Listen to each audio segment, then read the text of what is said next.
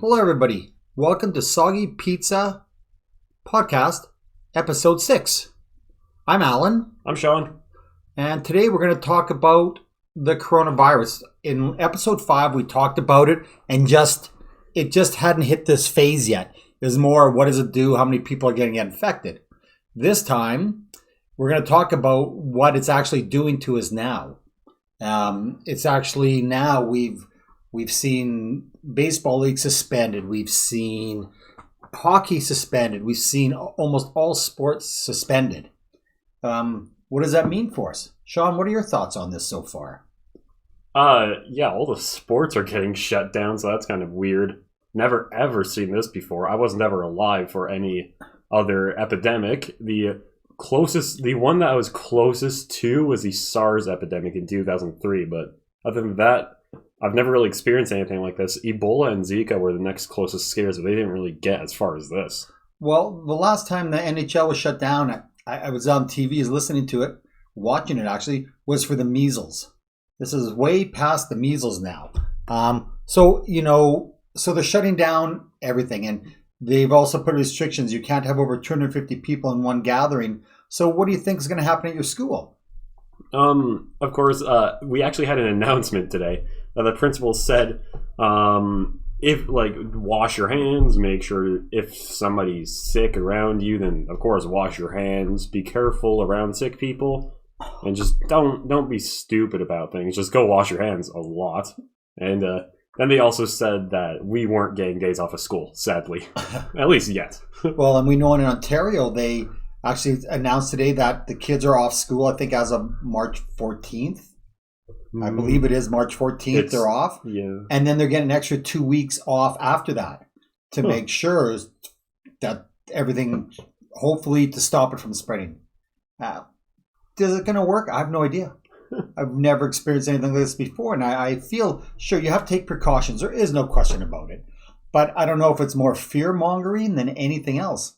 I think they've had 9,000 deaths. Have you heard that? Have they? I think so. Is it? Probably around there somewhere. 9,000 deaths worldwide. How many of them were from sick people catching it? Stuff like that. Older people. We don't know. Everyone's kind of shooting in the dark. And, I was shopping today. And at the superstore, the lineups were huge. And I've never seen it that big. They were huge. The carts were full. Not just of paper towel and toilet papers, but of everything. Cans, food, everything like that. What happened today at Safeway, Sean, when we were there? The lines were completely filled. It was weird. I've never really seen anything like that, unless it's a place like Costco, where there's always tons of people. Just today, there were so many people. It was so weird. I think today also we saw... we've seen lots of signs so far saying that there is no hand sanitizer. What else was there? There was no hand sanitizer for sure. No gloves? There was no gloves, no mask. Actually, I think there was gloves, but there wasn't any face masks. So that was pretty funny. There isn't. All the water jugs were actually. It got down to the very, very last row in the freezers. Everything was just running out. Everything that you, for some reason, want to buy, including toilet paper for some reason, just there wasn't much of it. One thing about all this being shut down, if people are quarantined for 2 weeks, like Italy, they quarantined 16 million people. That's a lot of people. Yeah. Like that's an entire country. That's a lot of people. And now the U.S. isn't letting people back in to the states where they live if they've been abroad for 30 days. And as I was telling you, what do you do? Nothing. And that's scary too. You're in a foreign place trying to get back to your own home, and they've shut it down that you can't get back to your own home. What do you do? Nothing. You just, I don't know, you wait. That is really scary to think about. So, yeah, if you're going to go on a holiday, make sure that the country's not quarantining anytime soon. Well, I think the problem is you're not, wherever you go there, it's going to be quarantined. It's just, that's kind of how it's going. Being far away, not being able to get back home, your funds are limited. To be away another 30 days from your home, if you're visiting somewhere, people aren't prepared for that kind of stay, and it's tough. It's a tough thing to be. Yeah. And there's nothing not from your doing on any which way. It's just how it goes. So what are your thoughts on the economy, Sean, if people are quarantined? Everything's gonna get shut down. The stock market's already starting to crash. Things are just gonna go downhill. You can't stop a worldwide economy for 30, if not more, days just because of a flu. But I mean, at the exact same time, we've already gone to that point where we don't have much of a choice. Yeah, it's more than a flu. Apparently, I'm really not sure what it is. It's worse than the flu, so they say, and I believe them because I'm not a doctor, so I believe them. But yeah, to shut the economy down, even for quarantine for 2 weeks, how do people pay their bills? Like yes, I guess here in Canada you can get EI. They're going to give you an EI if you're off work, but still, it's not covering your bills. Yeah. Like 2 weeks of everyone. Imagine all of Calgary quarantined for 2 weeks. That would not be good. No, you're talking a lot of how do you pay your mortgage? How do you pay your rent? How do you pay your child support? How do you pay for anything? Yeah. Italy especially, like everything's shut down, and I'm not sure if they have froze mortgage payments or anything like that. There is a good reason to, but I'm not sure if they can. That's just a bad idea. But at the exact same time, it's also a good idea. It just, everything is bad about stopping people from working for that long and forcing them to pay. Or if they can't pay, then or if they don't pay because they don't have to, then the market's going to go even further down. It's a catch-22. And the one thing about quarantining so many people is there's no guarantee. So you quarantine them for 2 weeks, and then what? How about the people who didn't get quarantined or didn't listen to it are out and about? Are we starting all over again? I heard on the radio, professor, who's a doctor, saying that this should be gone by the summertime. This could be a new form of virus, just like the flu comes seasonally, and this could just be the way it is. But right now, I don't think it's tough. Like people are scared or worried because no one knows what to do. Like we've never seen this in this modern era. We haven't, anyways. I haven't. Yeah. And I'm older than Sean, and Sean for sure hasn't seen it. It's what do you do? Yeah. Do you actually stay in your house for 2 weeks?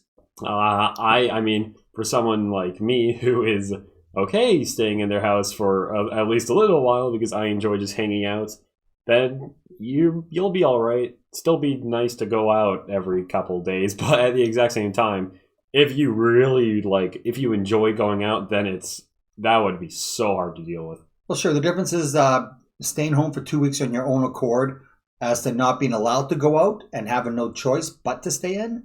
That's a different ballgame. Yeah. That's completely different. You don't have a choice. When your choices are taken away from you, it makes it feel completely different. Yeah, quite a bit. And as we say, so our last podcast, we talked about, what will happen, how you get sick, how many people will be infected. Well, now it's actually coming to pass that everything is starting to go up to the next level. And saying that, so we're just beginning to see the NBA, all the sports leagues being suspended for 30 days. But what happens if it doesn't go away in 30 days? What exactly is the next level? Like no one knows. It's an unknown. What do you think? What's the next level after this, Sean? I don't know. We've already gotten so far in. This is already bad enough. I can't even think of what a next level would be. Yeah, I don't know. Obviously, a ton of countries are going to be shut down as the next level. So there's a video game about global pandemics called Plague Inc., which eventually you get to a point if you start winning that every country just shuts down everything. There's literally no travel anywhere. And it's kind of creepy to look at because everything is just red, which is the color that represents the infection. And that's just kind of creepy to look at, knowing that nothing is moving. And obviously, I predict that Toronto in Canada is going to start shutting down all of its airports. It's already shutting down the schools. So even if the entirety of Canada doesn't get shut down, then the major cities are going to get shut down, such as Toronto, especially airports, and maybe boat ports, probably not as much though. Britain, a bunch of European countries, those are all going to get shut down, and they're going to be shut down by the end of this month, almost definitely. So after that, I don't know what to think about it. Do you think there's a lot of fear mongering amongst the media, the internet? All I know is that you get a bunch of people voicing their opinions with no real facts. It's just what they think or what they heard through fourth-hand news is not doing us any good. It is scaring people. That's what is really the worst thing about this. I mean, would you agree with that? Not to the greatest extent, but at the exact same time, like quite a bit. Obviously, with the with Ebola during the near Ebola outbreak, for the most part, the media was all over that. That was just not something that was like people were not saying quite about that one, and it was nowhere near as bad as what's going on now. So a bit of it is fear mongering, but not all of it. But the difference between Ebola and whatever, I'm no expert on that for sure. It kills people. Yeah. This will it kill people? Yes, but it makes you more sick in different ways. Just completely different. But the problem is it's so media driven now. It's everywhere. Yeah. It's everywhere, but they're not giving any facts. All they're really doing is saying what's being shut down, what's going on here. But what's it doing to people? It's making them sick. There's no question about it. Yeah. What are the symptoms? Commonly fever, dry cough, and shortness of breath. But for some reason, sneezing actually does not happen. So sneezing, for some reason, is not a symptom. So that's probably a common misconception that sneezing commonly is not a symptom.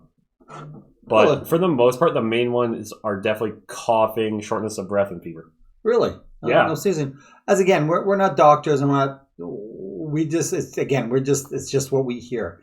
But yeah, this is the next level of this pandemic, and we're going to see where it goes. We're trying to all keep calm, of course. What are you going to do? You don't have an option but to keep calm, just to stay the course. Do what you think is right. Don't panic. It doesn't do you any good. Just be smart, be aware, and if you're not feeling well, go to your doctor or go to your clinic or whatever they have set up now. Yeah. Those are my thoughts on it, Sean. It's same thing. Yeah, go to your doctor. Go see a doctor if you're feeling sick, especially if you went on holidays. Even if you haven't went on holidays, go to a doctor. We're trying to, we like to do other podcasts, but this is kind of all consuming right now just simply because it's what everyone's talking about. Yeah. Again, that's just our point of view. So there you have it. I'm Alan. I'm Sean. Goodbye from Soggy Pizza. Farewell.